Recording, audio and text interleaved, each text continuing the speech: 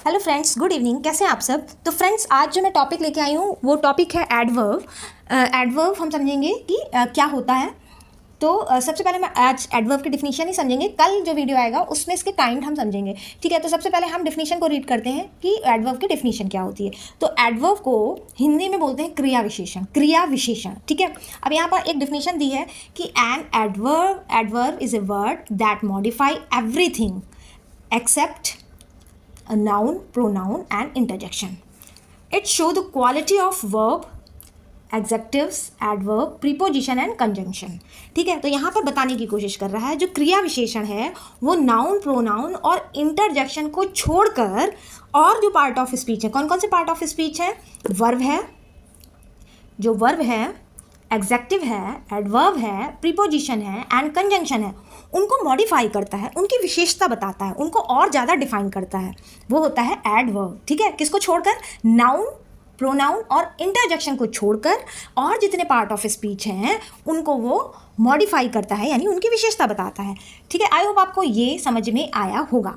तो अगर डिफिनीशन आ जाती तो आप ऐसे भी लिख सकते हो कि an adverb is a word that modify verb, executive, adverb, preposition and conjunction. ठीक है। आई होप आपको यहाँ तक समझ में आएगा। ये डिफिनीशन दी है और मैंने आपको बताया कि एडवर्ब को हिंदी में क्रिया विशेषण बोलते हैं। कुछ एग्जाम्पल से हम समझने की कोशिश करते हैं। अब आप यहाँ पर देखो कि ये 5 एग्जाम्पल्स हमने दिए हुए हैं कि पहला एग्जाम्पल है रमेश स्पीक्स स्वीटली। अब आप एक बात मेरी कर लो कि जिन वर्ड में लास्ट में एलवाई आता है वो 99.9 एडवर्ब होते हैं। ठीक है। 99.9 एडवर्ब होते हैं। अब आप देखो, रमेश स्पीक्स स्विफ्टली, ठीक है, स्वीटली भी हो सकता है, स्विफ्टली भी हो सकता है। स्विफ्टली का मतलब होता है तेजी से, बहुत तेज। तो यहाँ हिंदी का मतलब क्या हुआ, रमेश जल्दी जल्दी बोलता है, तेजी से बोलता है। ठीक है। अब यहाँ पर जो रमेश है वो तो नाउन है, यानी इसकी विशेषता नहीं बता रहा। स्पीक्स यानी वर्ब है, स्पीक जो है वो वर्ब है और एडवर्ब कौन सा है, स्विफ्टली जो है वो एडवर्ब है। ठीक है। एक तो एलवाई लगा है, आप ऐसे भी जान सकते हो, प्लस ये क्या कर रहा है, वर्ब को मॉडिफाई कर रहा है। दूसरा है example, Mohan is a very good boy. ठीक है। तो जो वेरी है वो है एडवर्ब। ओके। अब यहाँ पर जो गुड है, ठीक है, वो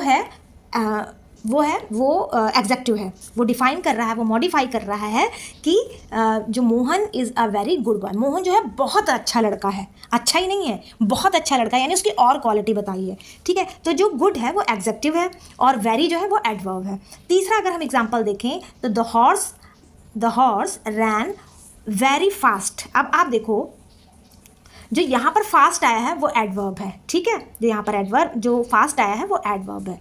नेक्स्ट है the plane flew exactly over our head. अब यहाँ पर आप देखो, जो ओवर है वो तो प्रीपोजिशन है, एग्जैक्टली जो है वो एडवर्ब है। ठीक है। एक तो एलवाई लगा है, आप ऐसे भी जान सकते हो, प्लस ये क्या कर रहा है कि जो प्लेन की और क्वालिटी को डिफाइन कर रहा है कि हमारे ठीक सर के ऊपर उड़ रहा था। नेक्स्ट है Satish had gone out just before we called. अब जो लास्ट है उसमें जो बिफोर है वो तो है कंजंक्शन, ठीक है, और जो जस्ट है वो है एडवर्ब, तो वो मॉडिफाई कर रहा है।